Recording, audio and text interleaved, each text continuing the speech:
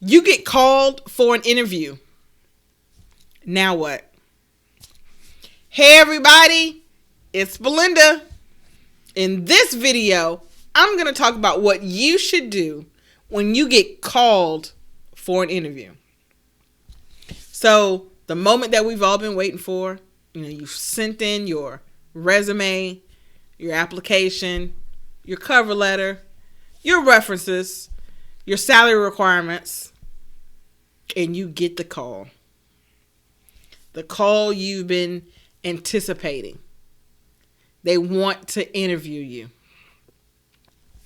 When they call to schedule an interview, get a piece of paper or a notebook and a pen and a pencil so that you can take notes.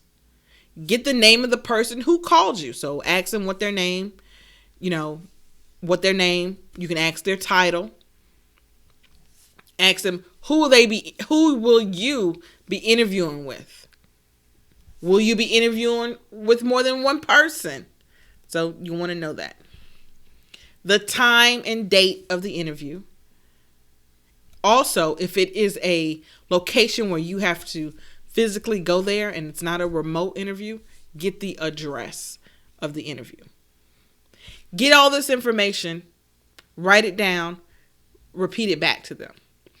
Don't say, oh, I'll just Google it and find it, because sometimes, Google can be off and give you the wrong address. So, or they've moved and haven't updated that information. And so the information that you have is an old address. So get the name of the person you're going to be interviewing with, repeat it back. The date, the time, repeat it back.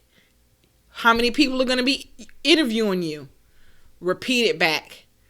And the address, repeat it back. Now, you don't have to repeat it back exactly in that order. So when it's over, you can say, okay, just want to make sure that I have it correctly. I'm going to be interviewing on Tuesday, the 25th at 10 a.m. I'm going to be interviewing with Mr. Smith and Miss Johnson.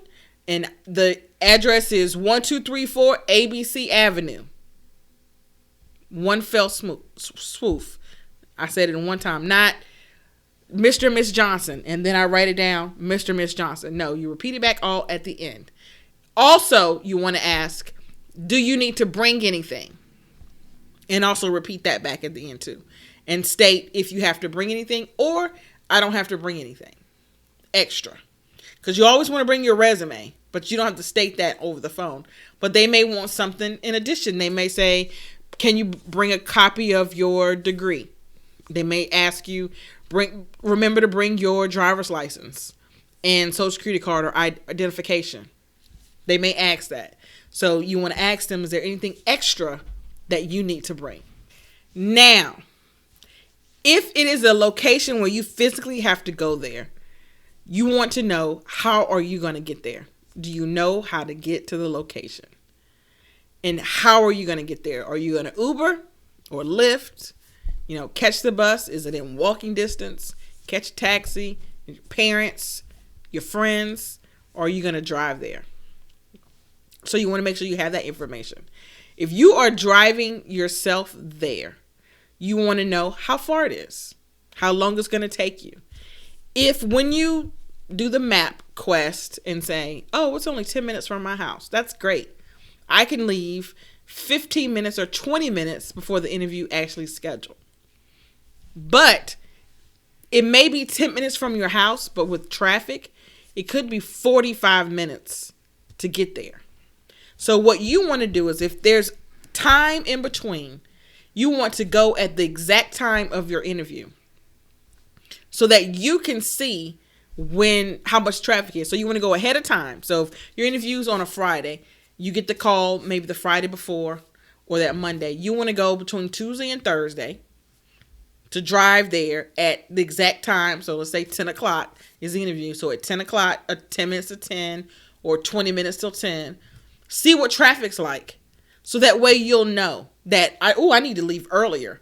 Oh, traffic should be fine, or this is the exact time. Because the day of the interview, you are already going to be nervous. This is what you've been waiting for. So you are already going to be nervous. You don't want to add to that by Oh no, I'm late because traffic is worse than I thought and I didn't leave my house ahead of time. So you want to prepare. So drive ahead of time. That's what I suggest. If you're able to, ahead of time, so you'll know what the traffic is going to be like. Get gas the night before, not on your way to. And I have a good story on that. I interviewed a young lady.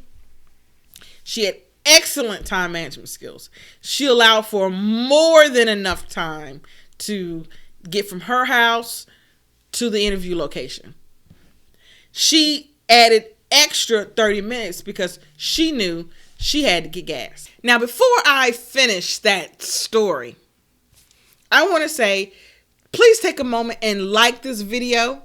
If you haven't already subscribed to this channel, please subscribe to this channel right now and hit the alert so that when new videos are posted, you are notified. So like the channel, like the video, subscribe to the channel, and hit the alert. Back to the story. Now, she knew she had to get gas, and she allowed for time for that. So she was at the gas pump getting gas, excited for the interview. She still had plenty of time because she planned accordingly.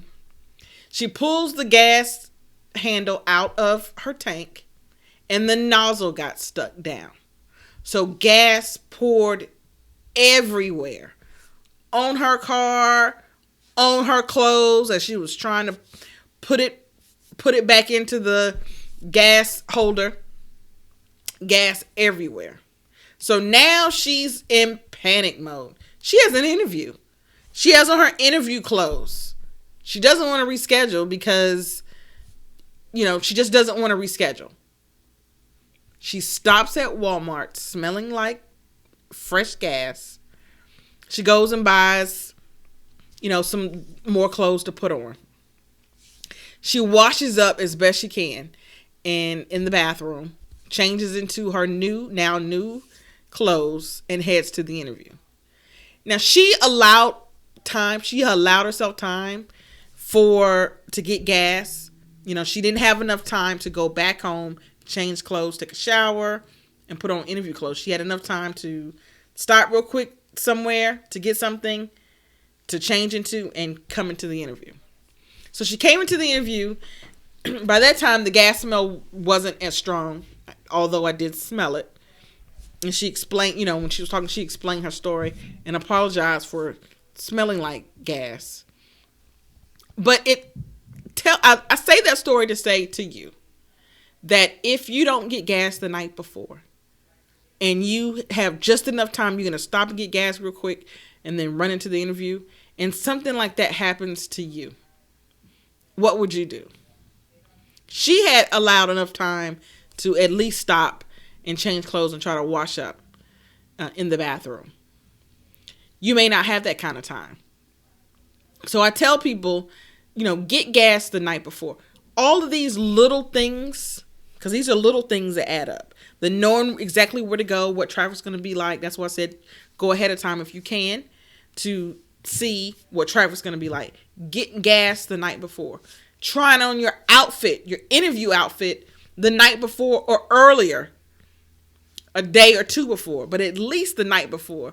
Because the day of the interview, I can't stress this enough, is already stressful. It's already stressful enough. These little things, your clothes maybe not fitting right, too big or too small, whatever.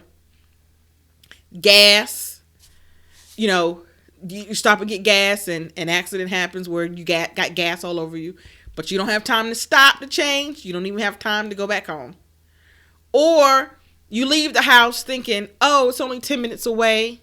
I'm going to leave 20 minutes ahead of time, so I'll get there 10 minutes early. When in fact, because of traffic, it is now 45 minutes away.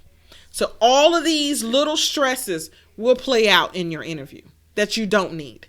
And a lot of times in the interview, you're already nervous. You're already trying to remember all of the things that you have on your resume, what you're going to say, and my strengths, and why I want to work here, and do I have questions for them? To add on those little things makes it painful.